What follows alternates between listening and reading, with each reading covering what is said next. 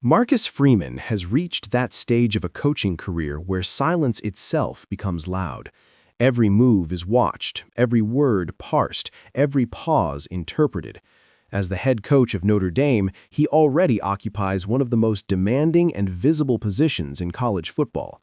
But now, as interest from both the NFL and elite college programs continues to swirl around him, Freeman finds himself at the center of a speculation cycle that says as much about his rise as it does about the state of the sport itself.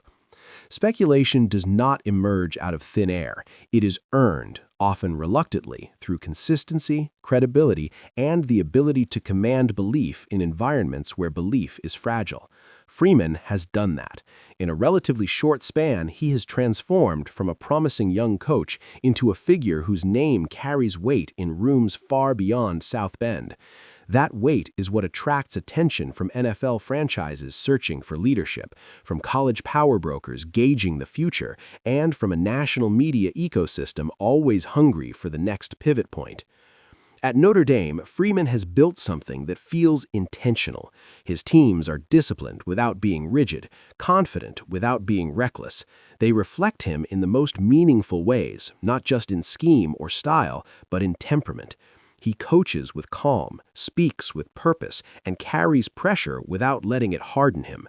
In a profession where volatility often defines success, Freeman's steadiness stands out. It is precisely that quality that makes him appealing across levels. The NFL, increasingly drawn to leaders who can manage personalities and pressure rather than just playbooks, sees in Freeman a coach whose approach might translate seamlessly to the professional game. College football, meanwhile, understands what it has in him. Notre Dame understands it.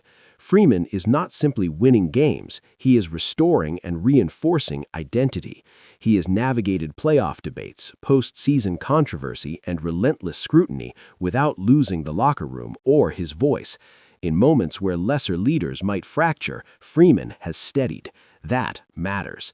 In an era of transfer portals, NIL negotiations, and shortened patience, stability is currency. Freeman has become rich in it.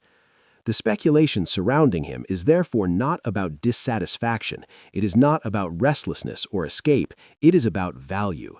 When NFL teams compile lists of potential head coaches, they are not just assessing resumes, they are projecting futures. They are asking who can lead a fractured locker room, who can represent a franchise publicly, who can command respect without demanding it. Freeman checks those boxes, and his name keeps resurfacing because those questions keep being asked. From the college side, the attention is equally telling. Other programs see what Notre Dame has cultivated under Freeman and understand how rare it is to combine winning, culture, and credibility so quickly. Even the whisper of interest reinforces the idea that Freeman is no longer just a rising coach, he is a proven one. Proven enough to be considered a solution, not a gamble. Through it all, Freeman's response has been measured. He has not chased the noise or publicly swatted it away. He has acknowledged interest without indulging it, framed speculation as a reflection of collective work rather than personal ambition. That posture is consistent with how he has approached everything at Notre Dame. He rarely centers himself. He speaks in terms of we, in terms of program, in terms of players and staff. It is not performative. Those close to the program recognize it as authentic. That authenticity is part of what makes the speculation feel heavier. Freeman is not a coach looking for validation. He does not appear desperate for the next rung on the ladder. He appears grounded, invested, aware of the magnitude of his current role, which means that any future decision, should it ever come, would not be impulsive. It would be considered, intentional, aligned with the same principles that have guided his rise. Notre Dame, for its part, is keenly aware of the moment. Programs do not accidentally keep coaches like Marcus Freeman. They commit to them, support them, and understand the responsibility that comes with employing a leader whose profile extends beyond campus. Freeman represents continuity in a sport obsessed with change. He represents credibility in a profession that often struggles with it. That makes him both invaluable and vulnerable to outside interest. The NFL speculation adds another layer because it speaks to a broader shift in how the league views leadership. The days of dismissing college coaches outright are long gone.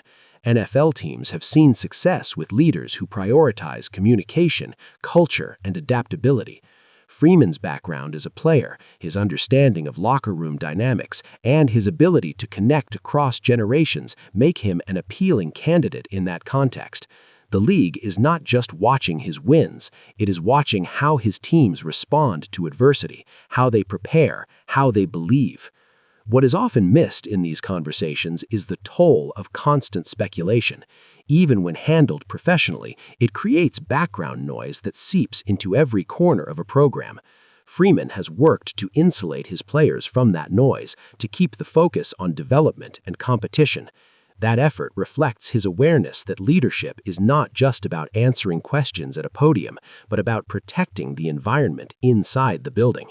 As speculation continues, one thing becomes clear. Marcus Freeman is no longer defined by potential alone. He is defined by presence, by the way his teams carry themselves, by the way he navigates moments that would rattle others. That is why his name continues to surface in conversations at the highest levels of the sport. For now, Freeman remains Notre Dame's head coach, fully engaged in the responsibilities that come with that role. The speculation does not change the daily work, the early mornings, the meetings, the practices, but it does frame this chapter of his career in sharper relief. It marks a moment where his influence has outgrown any single job description. Whether the future keeps him anchored in South Bend or eventually pulls him toward a different challenge, the speculation itself serves as confirmation of something already evident. Marcus Freeman has become one of football's most respected leaders, and in a sport defined by constant movement, that respect is the one thing that endures, no matter where the conversation drifts next.